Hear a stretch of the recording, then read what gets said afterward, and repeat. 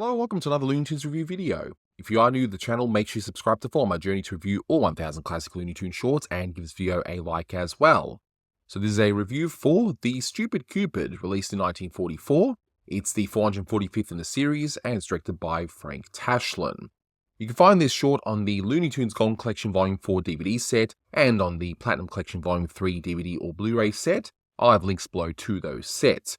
You won't find it on YouTube unless Warner Brothers themselves choose to upload it. They might do so around Valentine's Day, I don't know, but the ball is in their court. I can't upload the full thing here. But in case you haven't seen this one, Elmer Fudd's in this one, but in a very different role that you normally see him in. He plays Cupid, while still wearing his derby and, for some reason, a nappy or a diaper, depending on what part of the world you're from. He's shooting arrows at animals so that they fall in love with a, I guess, potential lover, right? But he tries to shoot an arrow to Daffy, but Daffy's having none of that.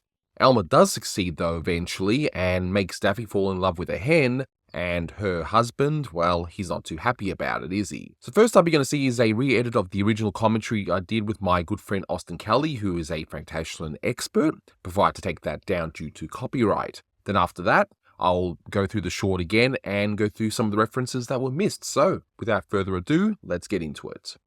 And with me today, who we can also see on screen, is Austin Kelly. Say hi.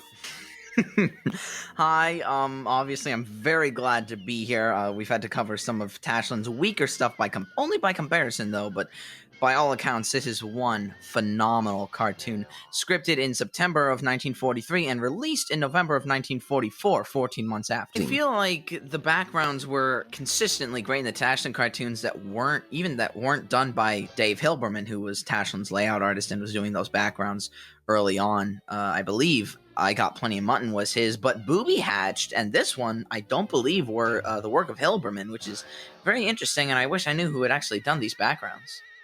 And we're going to see our main star of this short, Daffy. I mean, has Tashlin ever mentioned like anything about Daffy? Because I know you mentioned he hated working with Porky, but what about Daffy?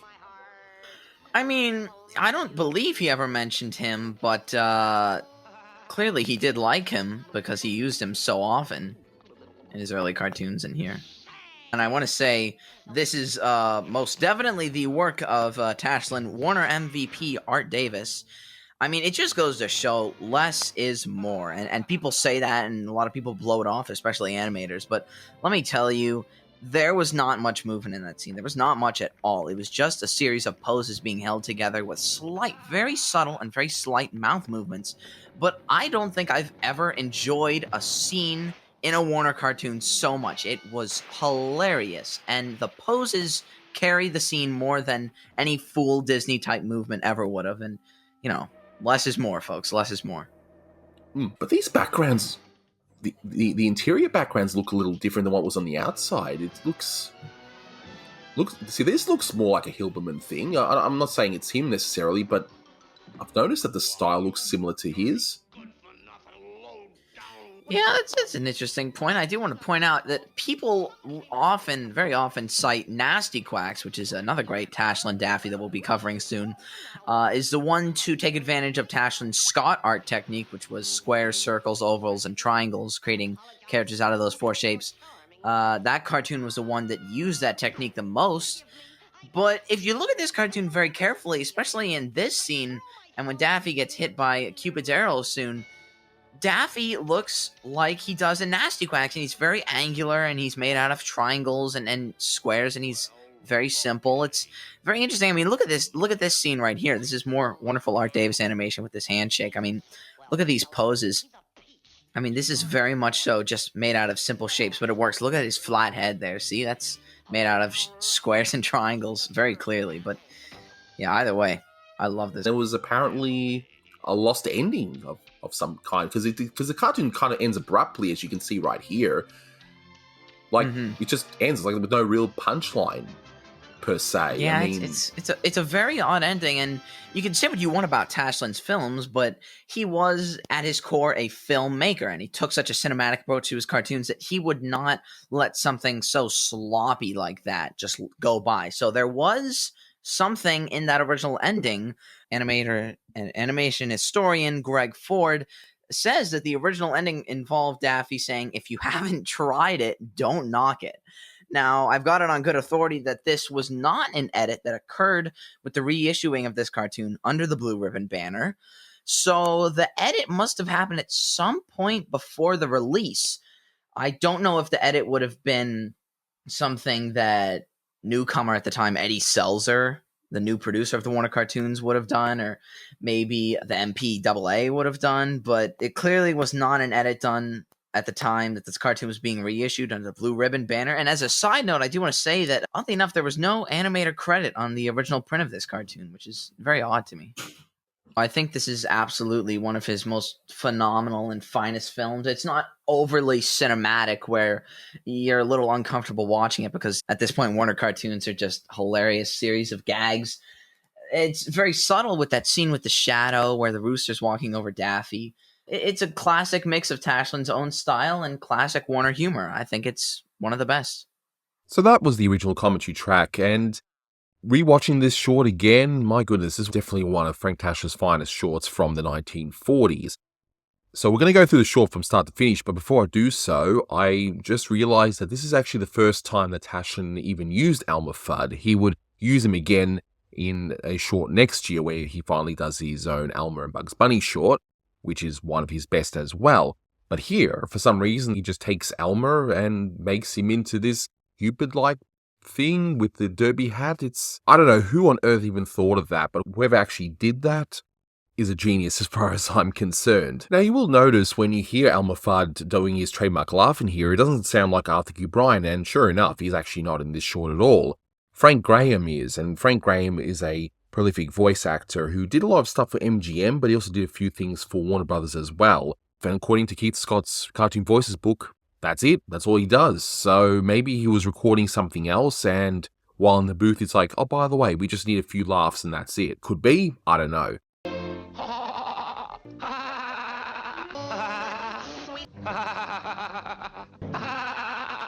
But according to the book as well, Mel Blake obviously does Daffy Duck. That should go without saying. And he also does the horse, the cat, the dog, and the rooster. He's not sure on who does the whistling in this one. He's got a question mark on Dorothy Lloyd, but until further information comes to light, yeah, he's not sure on that one. And the music cue in the beginning is Voices of Spring by Johann Strauss, and it's such a perfect music cue for this. And pretty much when you see a lot of ballet type things in cartoons, you'll hear this song. Like in Rabbit Punch, you've got Bugs Bunny, he's doing this sort of ice skating ballet thing in the boxing ring, and that cue plays as well. But yeah, here, it's perfect.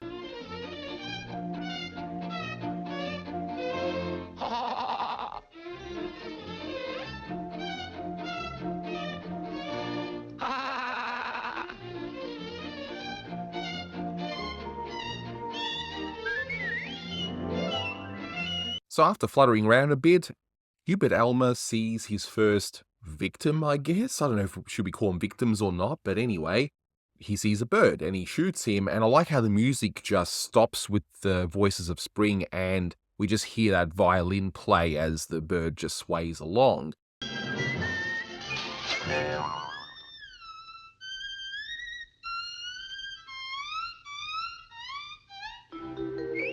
And the first gag, it's fairly simple, but the whole point of it, of course, is just to set everything up, because we'll see a few examples of this before we get to Daffy Duck later on. And his new girlfriend looks pretty happy too. Just after a few kisses, she already faints and he builds the house, and that's pretty much it. And we get that beautiful scene transition of the love heart.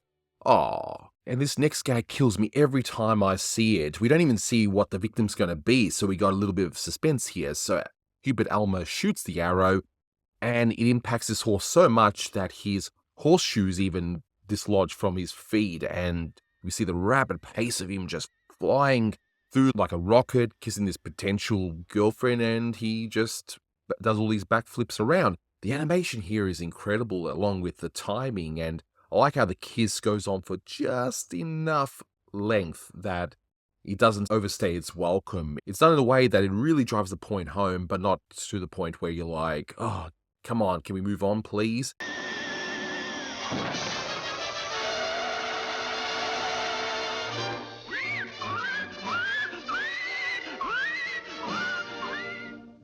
You do have to wonder if this girlfriend is going to be even interested in him, but that's okay. We don't even know about any of that because we get another beautiful scene transition to the next gag. And in the next gag, we don't even see Cupid Elmo. We just see this chase between a cat and a dog, which is pretty standard stuff in a cartoon, I guess. But no, the bulldog gets shot and then he turns into like a Pepe Le Pew type character, the whole Charles Boyer type character that you've seen in a few shorts like this and even in a few Tom and Jerry's.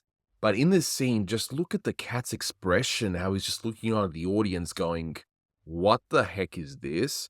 And we get a gag that would no doubt be cut for television, and I'm sure you can guess why. But I love you. I want to marry you. Be mine. Now I've seen everything. Forever. regardless, this is one way of how to build a gag. So you start off simple, so with the birds, you build it up a little bit with the horse, get a little bit more extreme, and then you just go to the absolute absurd in the third one. So this is very much a perfect rule of three. And Tashlin even goes one step further by having the whole gun gag involving the cat having, well, 9 lives. But now that the setup's all done, we get to the main story. So we see Daffy here is just having a bath. Nothing wrong with that, of course. In case you're wondering what song he was singing, it is Don't Sweetheart Me by Cliff Friend and Charles Tobias, and it's a nice little rendition, and it sort of foreshadows a few things if you listen to the lyrics, but anyway. Me, if you don't mean it, I don't talk sweet words, if they're not true, I don't tear my heart like it was paper, because my heart loves only you. Just look at the timing when Cupid Elmer goes up to Daffy thinking he's an easy target, but no, the timing is so quick that we've got Daffy literally using his beak to hold up Elmer in a very funny pose right there. It's incredible. Me and Austin already touched upon this scene, but my goodness, even though I have to revisit this short as a review, it's still great to watch some of these again, and this one is no exception. And of course, Daffy's not happy with Cupid. After all, he was literally part of a shotgun wedding, and that Mrs. doesn't exactly look like she's too happy either, but anyway, I suppose she thought she could do way better than Daffy, and, well, who can blame her? And I love all the kids that we see as well. Some of them look really weird. In fact, some of them even look, dare I say it, inbred? Maybe it's a little joke with the shotgun wedding. Anyway, I'm thinking too much into it, but these kids look very weird regardless. So this is one of those rare times we see Daffy married, and some shorts he's married, some he's not. Where's the consistency? I'll just do the whole comic book guy voice from The Simpsons, but no, it's fine. It's hilarious, and we get that brief moment where he's giving his reason as to why he doesn't want to get shot, which makes it even funnier later on when he actually does get shot. So again, we get that wonderful bit of animation where Daffy's saying to Elmer, "Scram," and there's a weird bit where we hear that Elmer laugh again, but it's just done in like a cycle, and you got the animated head just bopping up and down. That's kind of creepy, but anyway.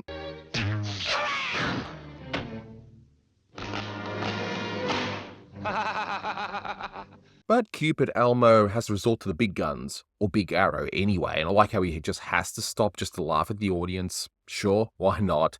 Now, Austin mentioned before in the commentary, less is more. This is a great example of that. You got this massive shot, complete with these cinematic angles, but we don't actually see Daffy getting hurt or going through the buildings as you see. No, we just see the aftermath, but I would argue that the effect here is more stronger than had he animated Daffy going through all those buildings there. Now that he's been shot, what's going to happen next?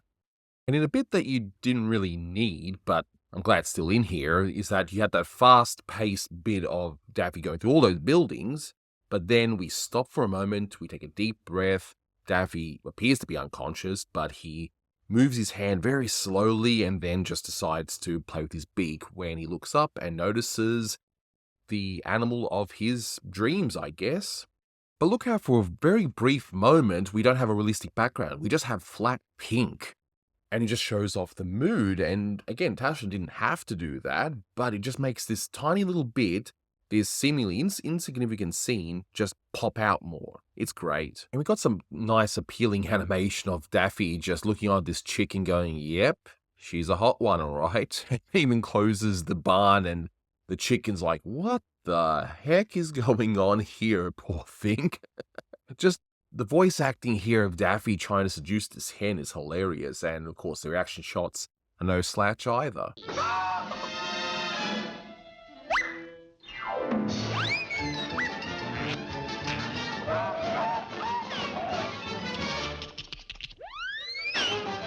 Wait for me.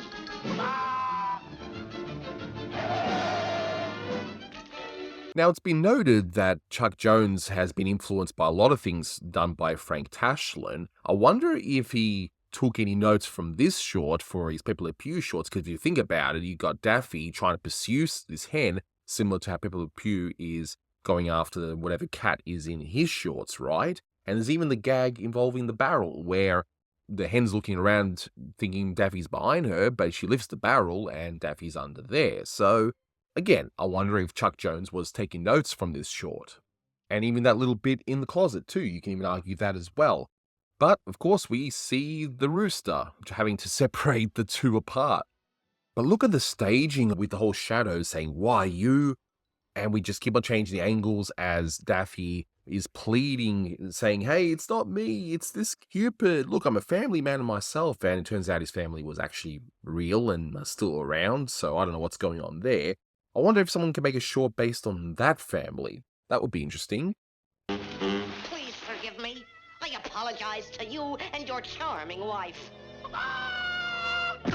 Forgive me, I beseech you, and you'll never see me again. I throw myself on your tender mercies. But yeah, we continue on with this scene for quite a while, but dang, this acting here, both by Mel Blanc's voice acting and the animation, is superb. But the rooster here seems quite reasonable. He's like, okay, it might have been a mistake, sure, why not? So we shake hands and Daffy walks off. But we all know what's going to happen next, right? So Daffy gets shot again, he goes back into the barn, starts kissing Emily, and we end there abruptly, which is a shame because this is probably what's preventing this short from scoring higher for me in relation to my score, because it just ends there and you just know that there was a big punchline or something else at the very end, which we already discussed earlier in this review.